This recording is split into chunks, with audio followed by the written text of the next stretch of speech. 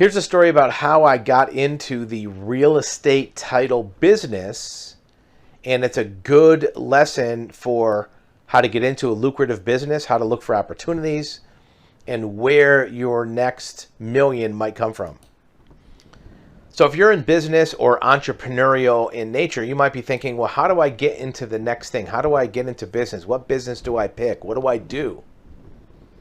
And like many of the other stories we talked about entrepreneurs in the past, like Wayne Huizenga, the landscape guy from the dealership we talked about, it almost doesn't matter what your initial pursuit of business is, because if you are a true business person or can learn how to be ambitious, it'll work itself out. So here's the backstory of how I got into the real estate title business, which I knew nothing about, turned it into a multi-million-dollar business and created wealth for myself and my family.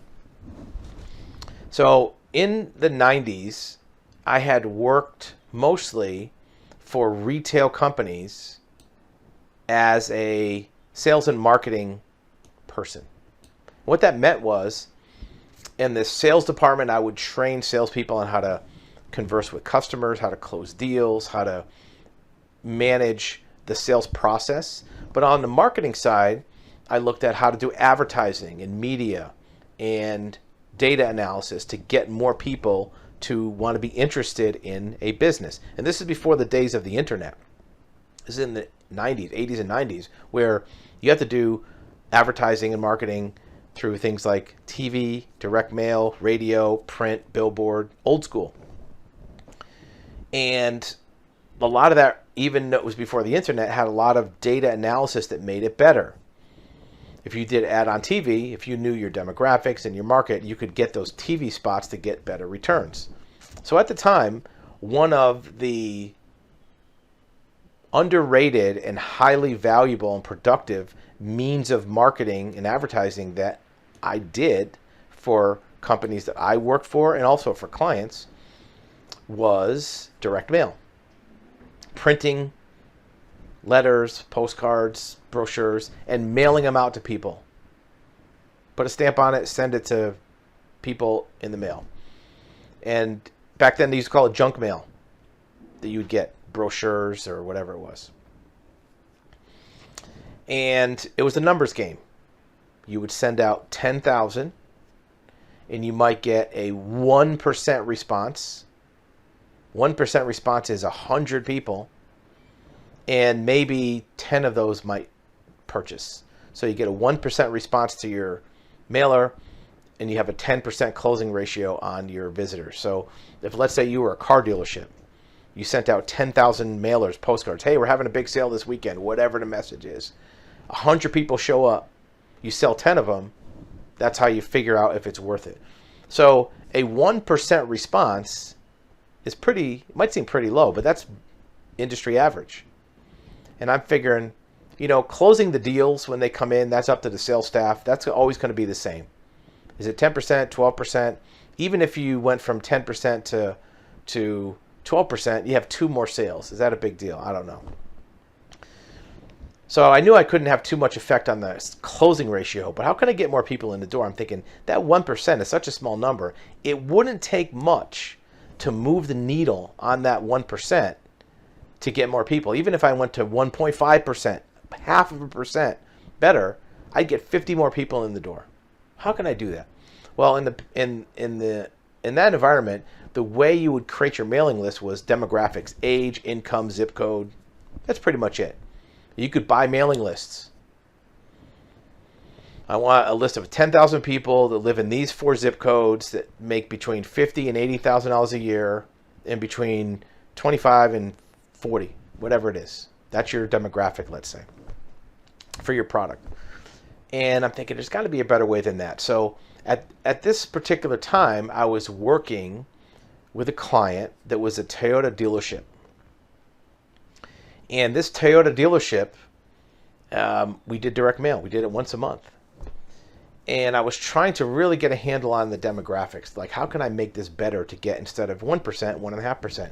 And I was talking to one of the owners of this dealership, and I asked him, look, do you have any data on your actual buyers? Because, we think that this age, income, demographic, zip code matches Toyota buyers, but do you have anything more? Any more details? Like, do you survey your customers? Do you have more information on where do they work? And he said, no, well, we don't have any at the dealership, but there's this guy. He works for Toyota. He is our Toyota rep from the factory, and he's a nerd. He's a data geek. He's got all kind of info that he loves to talk about, and quite frankly, we get bored when he talks about it. But if you want to talk about data, talk to this guy. Okay. So this guy comes around to the dealership maybe, once a month, once or twice a month, and I made arrangements to come the next time he was going to be in town, because he traveled around, multiple Toyota dealerships around the region. And sure enough, week goes by, week and a half, here's this guy. And I said, hey, look, so-and-so, the owner told me, oh yeah, boom. He starts getting into full rabbit hole nerd zone on data. We got everything. We survey them. When they buy a car, they get a letter in the mail a couple weeks later with all kind of questions. Where do you work? How long you been there? When did you buy your house? How much did you, like all kind of stuff. And not only that, but we do our own research on these people through various data sources. So we have a full dossier on every Toyota buyer. And this is before the internet, where now they know everything about you. They know what websites you went to, what movies you watch. But at the time, they at least knew more information on you than you might think. In fact, those surveys you're probably familiar with. If you ever bought a car, you received in the mail a survey asking about your car and other questions about your demographics. How many people are in the house? How many children do you have? Did you go to college? And you may not answer them, but they get enough of them back, and they do their own data research. And they probably do a lot more now. I said, great, get me that, and I'm going to use it for advertising. Sure enough, we can get it for you. And a couple weeks later, I get this information. At the time, I don't know if you remember, CD-ROMs, CD drives, little plastic disc put in your computer, and all this data is about these customers. And it showed a lot of things about them. And one of the things that jumped off the page at me was real estate records. Real estate records, meaning that they knew that average Toyota buyer had recently purchased a new home with within the last 5 years, but not within the last 1 year. Meaning that somebody buys a house, they have a new house, after a couple years, then they buy a new car. They don't buy a house and then buy a new car within a couple weeks, because they're still busy paying off their house or getting their new budget in line, or putting curtains and new carpet in their house, and then they go buy a car. So somewhere between 18 months and 48 months was the sweet spot for people who bought a new Toyota of being a recent homeowner. Number two is it had information about the financing on their house. Toyota buyers, when they bought their house, they put at least 20% down, 20 to 40% down on their house, but they didn't usually pay cash, because a Toyota buyer at the time was reasonably well off, educated. They weren't these people that had 5% down or no money down or financed the whole house. They had significant down payment, but they didn't pay cash for the house, because people who paid cash for the house probably were buying a Lexus or a Mercedes or BMW. People who put a strong down payment, had a mortgage, they were Toyota buyers. So with these two pieces of information, I knew I could match that up. Where could I match it up? Well, real estate records are public records, meaning that every deed, every mortgage, every real estate transaction is recorded with the government at the county recorder's office. Every county in every part of the country has an office that records deeds and records real estate information. So I'm thinking, well, if I just find people who bought a house between 18 and 48 months ago, between a year and a half and 4 years, and their house is between this value. That was another thing that was on there. Like, what was the value of the house? They weren't buying $50,000 mobile homes, but they weren't buying $1 million mansions either. It was like a sweet spot of like 250 to 500 at the time. So if I just find people that recently bought a house between 250 and 500, and they put 20 to 50% down, that should be better than just age, income, zip code. Should be better for my mailer. So I went through and I got all this real estate data, all these real estate records. I crunched the numbers. I went through the data, and I found a list, or I made a list of people that fit that criteria. And we normally would mail out 10,000 in a mailer. I found 10 or 11,000 that fit that criteria. We had to go through hundreds of thousands of records to find 10,000 that fit that profile. So instead of buying a list of age, income, zip code, I made this list from scratch. Pros and cons. First of all, I didn't have to pay money for the list, but lists are pretty cheap. The list only cost a few $100s. It probably cost me more money and time to make this list by hand. And some of the data and records I had to purchase. But the other thing is to cross your fingers. Is it going to work? What if it doesn't work as good? What if it's a disaster? Because I'm the one on the hook for this mailer, for this marketing. So we did the mailer. I'll be damned.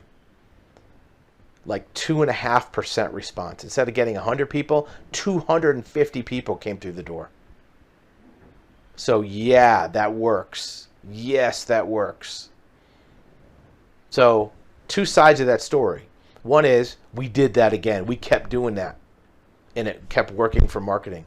But the other side of the story is I realized I had all this real estate records. Remember when I said we had to get 100,000 records to sort through to find 10,000 that fit the profile we were looking for, because not everybody fits that profile. So you have to kind of start with a bunch and then filter it down to a lower number. So now I got 100,000 records. First time we do another mailer, now I got 200,000 records. I'm thinking, I'm not going to let this go to waste. Maybe there's a way to sell this remaining overflow excess data records to somebody. Somebody might use it. Sell it cheap. So I put an ad in a little local legal industry newspaper that was in the area at the time, business legal newspaper. Said, look, hundreds of thousands of real estate records for sale, a couple $100 cheap, whatever it is. You never know. That's the thing. You never know. Try to sell something. And got a lot of responses. And some people paid to download the list, and I sent them a CD-ROM of what I made. And I start getting questions from people that ask, can you do a title search? Hey, can I buy a title search? Hey, can you do a title search? Can you do a lien search? I'm thinking, that's not what this is about, but something about that ad triggered people to ask me if they can buy a title search. And I'm thinking, well, I never advertised that I could do a title search. I would think that there are companies out there that are title companies that do title searches. Why are they asking me? What's the problem here? Why is somebody asking me about a title search? It's kind of like I'm imagining is, I'm in a record shop and somebody walks in and says, can I buy a Big Mac? Like, isn't there a McDonald's down the street? Why are you asking me? So I started talking to some of these people who inquired about a title search. Well, come to find out, there are title companies. You see them when you drive around. Chicago Title, Tycor Title, First American Title. All these title companies are everywhere. And those title companies exist to do closings and transactions for people who have purchased a house, bought real estate. They do the escrow, they do the closing, they do the title search, they do all the title insurance. However, one of the things that they do is called a title search. But they don't do a title search by itself. If you're a person who needs a title search as a standalone service, the title company's not going to do it. It's not lucrative. Title searches, they only cost about $100 or $200. The title company make thousands on a closing escrow fees. They're not going to just drop everything to do a $200 title search for a one-off customer. So why is that? Who are these people that need a title search by itself, not part of a transaction? Well, it turns out that there are thousands and thousands and thousands of uses for a title search outside of the real estate transaction process. One example is the insurance industry. Follow me here. You have a person who owns a house and that house is damaged. Let's say there's a fire, God forbid, tornado, earthquake, hurricane, and it wipes the house out or does substantial damage to the house. The owner picks up the phone and calls their insurance company and says, hey, my house got messed up. I have a policy with you. Let's say it's Allstate. Fix my house. Pay me my money. So Allstate's going to say, yes, sir. We're glad you're a customer. Sorry about your damage. We'll get a insurance adjuster on your case right away. And it's assigned to Joe Schmo, the insurance adjuster. And Joe Schmo does a couple things. First, he contacts the homeowner and says, yes, we'll take care of it. They come look at the house. Yep, sure enough, your roof's ripped off. Yep, sure enough, you're got fire damage. Behind the scenes, what Joe Schmo, the insurance adjuster, is going to do, without even notifying the homeowner, is they're going to run a title search on that house. And the reason they do that is because they want to make sure first that the owner actually owns the house. They're not a renter. They didn't sell it recently. They actually own the house. They're not going to pay an insurance claim to somebody who doesn't own the house. Second of all, they're going to make sure who the mortgage company is, because if you have a total loss on your house, they don't just hand you a check and trust that you fix it. The mortgage company is going to be involved with that. They're going to want to give the money to the mortgage company to make sure that the mortgage company is protected, that the house gets rebuilt. Because otherwise, all of a sudden you got an empty lot, you got a check for $400,000, you might just pocket that check and walk away and leave your mortgage holding the bag. So the mortgage company has to be involved. So they want to make sure, as an insurer, that they know who the mortgage is. The third thing they're going to do is what's called SIU, and that is basically an investigation. They're going to make sure there's not a whole bunch of liens on the house, a whole bunch of judgments and negative kind of activity, because if they see suspicious liens or financial activity or difficulty with money, they might suspect, well, maybe this damage to the house didn't happen by itself. Maybe the person has something to do with it. It's pretty rare, but they check that out. So they run a title search. Long story short. Well, where is that insurance company going to get a title search? If you can't go to the major title company to run a search, where are you going to get it? Well, it turns out up until that time, the insurance companies were scrambling, finding these little mom and pop title abstractors, title searchers, the people that run to the courthouse to get the records one at a time to do these searches. But there's 3,611 counties around the country. If you're an insurance company, you have to, like, every time you have a claim, you have to find the abstractor in that county. Over time, you might build up to know a few of them, but you're not going to know somebody in the whole country. And they hated it. They hated it. The insurance adjusters were losing their minds. There's also attorneys that need title searches for foreclosures, for investors. There's 5 or 6 different reasons that people need title searches by itself. There was nobody doing it. So if somebody wants to buy something, I started selling. Yeah, we do a title search. We would take the orders, we'd sub it out to an abstractor, get the orders done.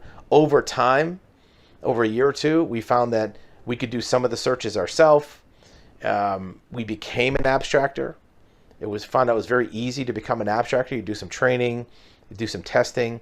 I became one of 15 certified title examiners in the country, did a lot of training for title abstracting. And in a short number of years, built the business up, but we're doing millions of dollars in title search business. And the good thing about it is it wasn't a competitive business. Like, we didn't take $2 million away from other companies doing title searches. We created it out of thin air because it was a market that wasn't being served. So it wasn't like a competitive business where you always got to be looking for somebody stabbing you in the back. So what's the moral of the story? Is that you never know where a business pursuit will take you. This business pursuit was simply about selling some extra data that had been collected, and it turned into a multi-million-dollar business. The reason that it happened is because we were paying attention.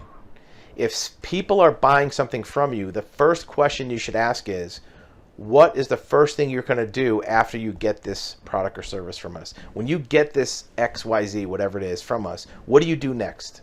You want to find out how clients are using your product or service. Because if you understand that, you have a couple options. One is you can maybe adjust your product or reimagine it so it fits their needs better, makes it easier to sell. You also could find out there's other things that they're buying that you need, or that they need, that you could sell them. And those observations, being curious, being aware, paying attention, can give you insight into more business development. Look, it's not that there's a lack of businesses to be in. You don't need a business idea. There's millions of ideas of how to be in business. The big thing is paying attention to where the customers are wanting to get something that currently is hard to get for them and solving that problem. Look, this is a one-off example. It's not like you're going to reproduce that scenario exactly the same. The point of the story is to always be trying to look at opportunities. Always be trying to look to see, what do people want to buy? What do I have to sell? Half the things you try may not work. 80% of the things you try may not work. But all it takes is one of the things to be a home run. It'll more than make up for the other ones.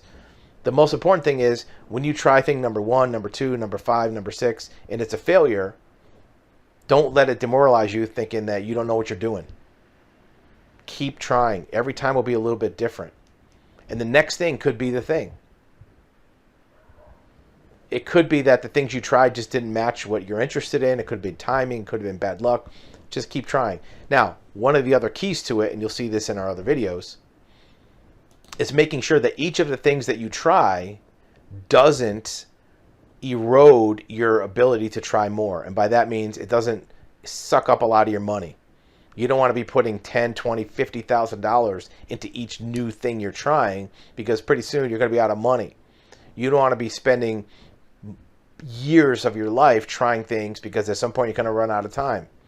You don't want to be expending a lot of emotional distress on trying these things, because at some point you're going to be depressed.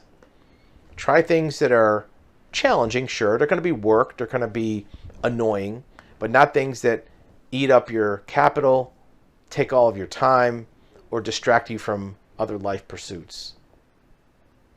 Hopefully that story about how we turned title search business into something out of thin air, into a multi-million-dollar business, just because we paid attention. We had no interest in being in that business, no thought of it. It just kind of happened. But, you know, there's an old saying, some people get lucky. That wasn't really luck. That was just seeing something and recognizing it. Most things that people look at as luck were just seeing something that was in front of everybody, but they were the one that envisioned it and did something with it and had the interest to do so.